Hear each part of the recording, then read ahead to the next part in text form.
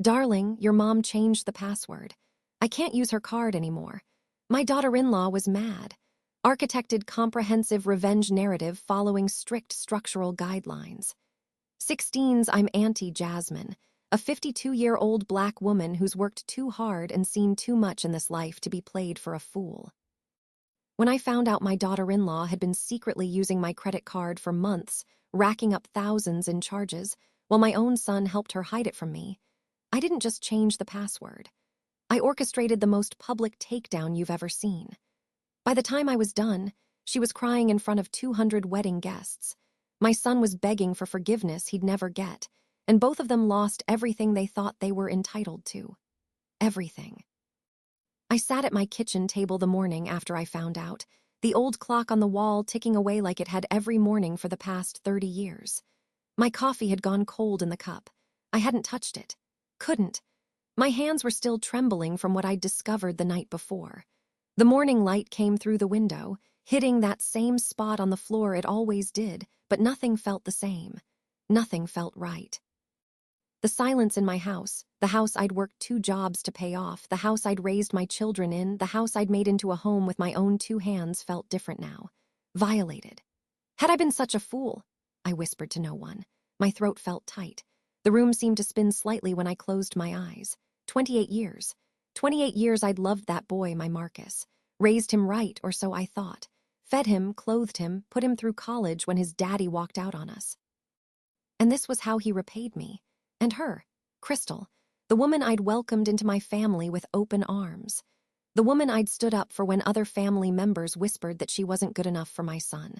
The woman I'd called daughter. I thought about that day, 3 years ago, when Marcus brought her to Sunday dinner. She'd been nervous, fidgeting with her napkin, barely eating the pot roast I'd spent all day making. I'd reached across the table and squeezed her hand. Baby, you're family now, I'd told her. You don't have to be nervous around family. She'd smiled at me with those big brown eyes, so full of what I thought was gratitude and love. Thank you, Auntie Jasmine, that means everything to me. Auntie Jasmine. She'd called me that from day one. Not Mrs. Crawford, not Ms. Jasmine, Auntie Jasmine, like we were blood. Like she really was my daughter. I remembered their wedding. I'd paid for half of it, no, more than half if I was being honest. Marcus was just starting his job at the accounting firm, and Crystal was between positions, as she always seemed to be. The venue, the flowers, the photographer, I'd open my wallet and my heart because that's what mothers do. That's what I did. Crystal had cried when she saw me that morning in her bridal suite. Auntie Jasmine, I don't know what I'd do without you. You've been more of a mother to me than my own ever was. I'd held her, smoothed down her veil, told her she looked beautiful. And I'd meant it. She did look beautiful. She looked like the daughter I'd never had, marrying my precious son, about to give me the grandchildren I dreamed about. The irony of that memory now made my stomach turn. I remembered the family dinners every Sunday after they got married. Crystal would show up at my door with a bottle of wine, never expensive, mind you, but I thought it was the gesture that counted. She'd help me in the kitchen, laughing and talking about her week, about Marcus's work, about their plans for the future. We want to make you proud, Auntie Jasmine, she'd said more than once, kissing my cheek. You've done so much for us. I'd believed her. God help me, I'd believed every word. When they bought their house, a beautiful 3-bedroom in a neighborhood I could never have afforded when I was their age, I'd been so proud. Never mind that I'd co-signed the loan because their credit wasn't quite good enough. Never mind that I'd given them $20,000 for the down payment. They were young, they were starting out, and that's what family does. We help each other, or so I thought. Their housewarming party had been lovely.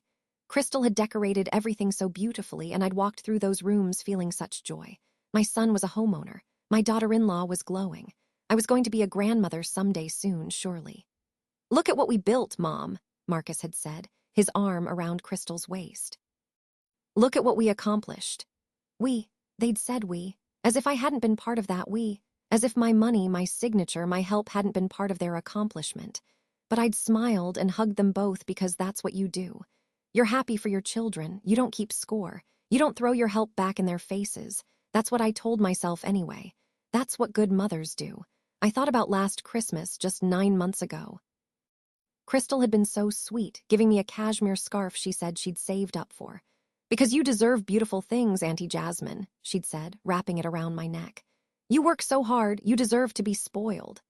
The scarf had probably cost $60. $60 while she was spending my money on God knows what. I could feel the tears building behind my eyes, but I blinked them back. I'd cried enough last night. Today was for thinking, planning. Figuring out how the hell I'd missed all the signs that must have been right in front of me. How did we get here? How did the sweet girl who called me Auntie Jasmine turn into someone who could steal from me without blinking? How did my son, my baby boy, the child I'd sacrificed everything for, become someone who would help her do it? Now it all felt like a lie. Every hug, every kiss on the cheek, every "I love you, Auntie Jasmine."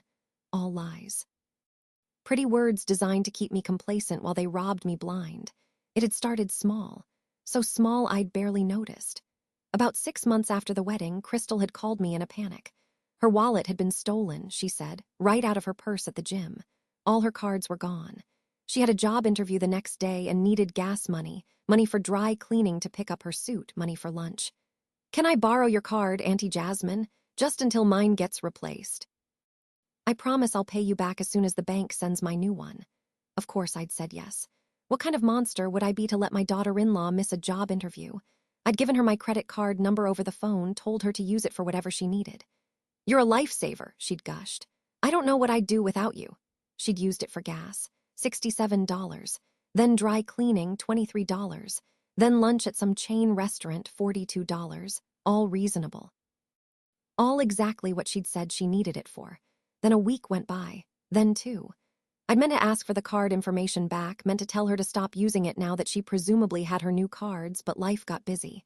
I was working overtime at the hospital where I'd been a nurse for 26 years. I was volunteering at church. I was living my life. And honestly, a small, shameful part of me had been pleased that she still needed me, still reached out to me.